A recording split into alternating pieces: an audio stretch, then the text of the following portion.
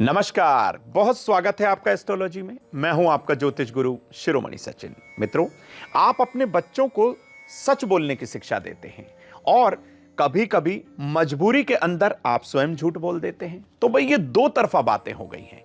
एक तो आपने बच्चे को कहा कि सच बोलिए और आपने स्वयं झूठ बोल दिया।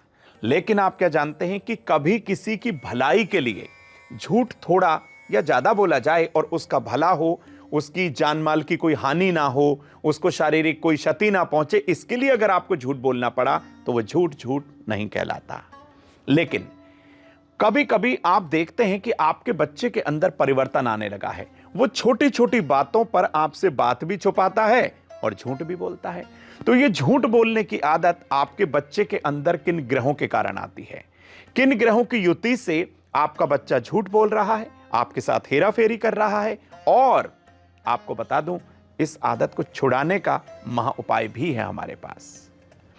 जब बच्चे की कुंडली में सेकंड हाउस होता है हमारा वाणी का भाव, जब बच्चे की कुंडली में दूसरे भाव में राहु हो या सप्तम भाव में केतु हो या एक दूसरे के विपरीत हो, चाहे केतु द्वितीय भाव में आ जाए या राहु अष्टम में आ जाए, तो बच्चा छोटी सी बात को लेकर झूठ बोल सकता है। और अक्सर बच्चे ये बात कभी कभी झूठ बोलते भी हैं।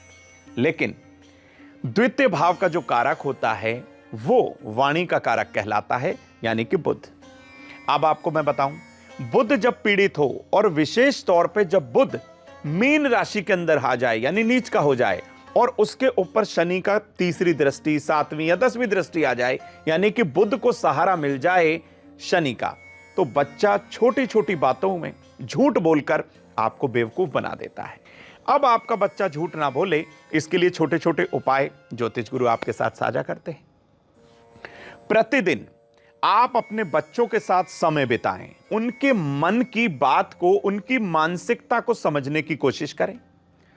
दूसरी बात, आप अपने बच्चों को हो सके तो गायत्री मंत्र का जाप कराने का अभ्यास करा दीजिए, प्रैक्टिस करा दीजिए और उनको सुनवाइए। एक तांबे का लोटा लीजिए, उस तांबे के लोटे में एक पत्र तुलसी या तुलसी दल डाल लीजिए और गायत्री मंत्र का और भगवान सूर्य का 108 बार आपको जाप करना है। जाप के बाद यह जो जल जो अभिमंत्रित होगा देवी गायत्री और प्रभु नारायण सूर्य की कृपा से, अब इस जल को अभिमंत्रित जो ये जल हुआ है, इसको बच्चे के कमरे में भी इसका छिड़काव करिए।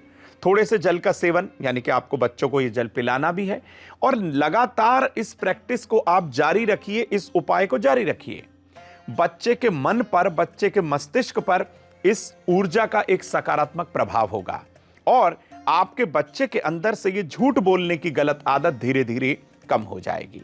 लेकिन आप जब बच्चा झूठ बोले तो आप उसको डांटिए नहीं, उसकी मानसिकता को समझिए, उसने झूठ क्यों बोला।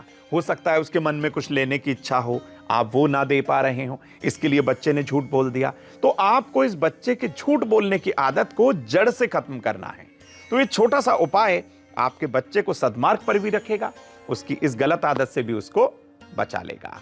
फिर किसी नए विषय को लेकर एस्ट्रोलॉजी के माध्यम से और एस्ट्रोलॉजी चैनल पर हम आपके समक्ष आएंगे। तब तक के लिए जुड़े रहिए। दीजिए इजाजत, नमस्कार।